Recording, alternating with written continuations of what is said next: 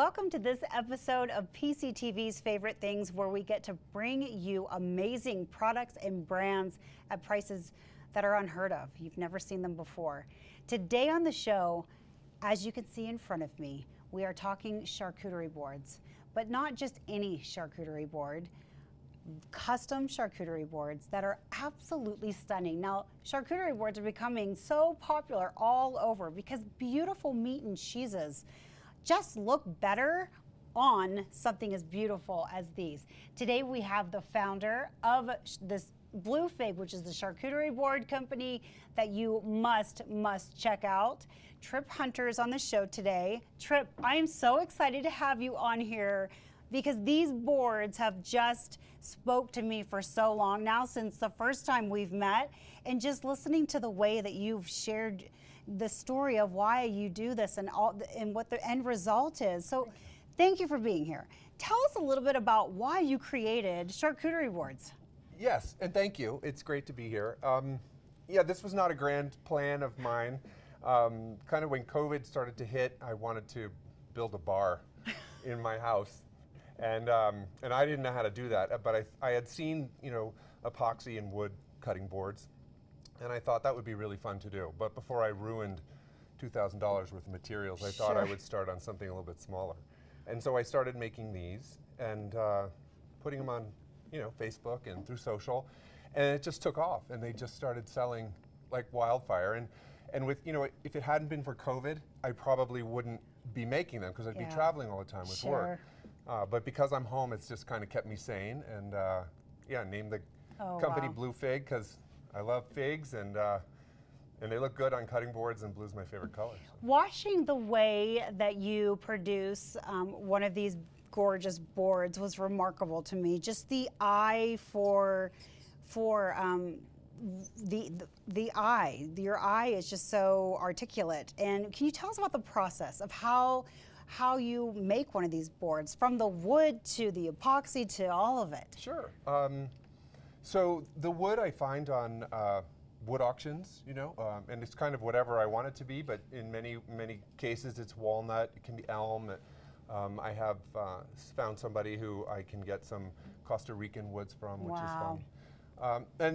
And then you just kind of figure out how you want the wood to look, what looks nice. I was a furniture maker and a cabinet designer in New York, which is where I'm from. And so I've always loved working with wood, and I think the colors of resin are so pretty, and putting those two things together was it just felt really So natural. there's not necessarily a template?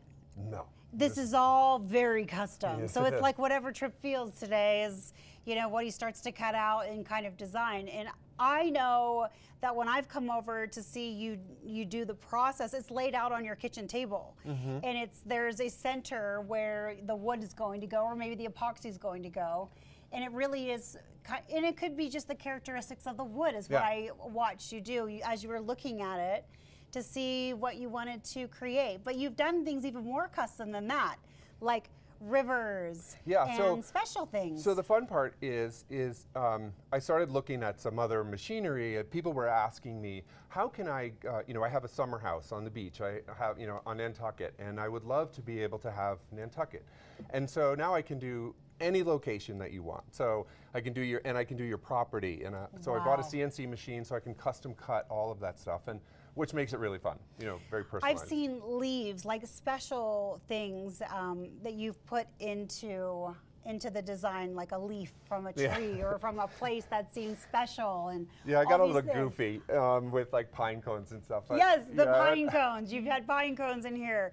But this, putting something, this is just a decorative piece, just the way it is. Something in the middle of a table is just so striking when it has these vibrant, beautiful colors.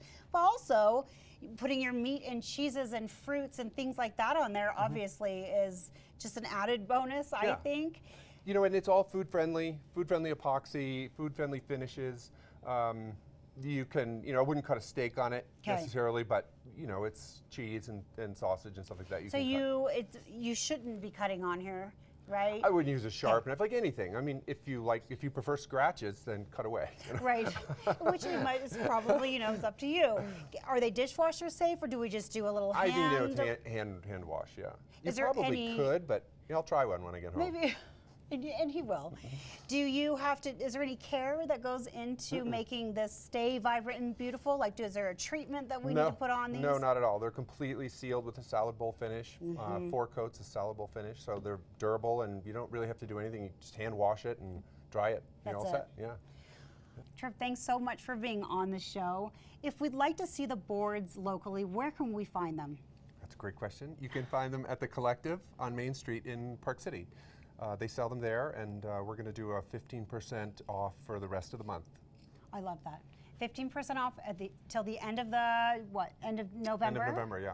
Till the end of November. So if you want to shop them here locally, you can go into the Collective on Park City Main Street. You can find them all there. Also, the giveaway today is 1 charcuterie board of your choosing, and there is a show special today, $370 for a custom charcuterie board from Blue Fig, normally $470. To purchase that item, you will go to parkcity.tv. Under our holiday page, you will see Blue Fig, a link there that's featured. You'll click on that. It'll direct you right over to their website to place an order. Trev, again, thank you so much for being on our show today.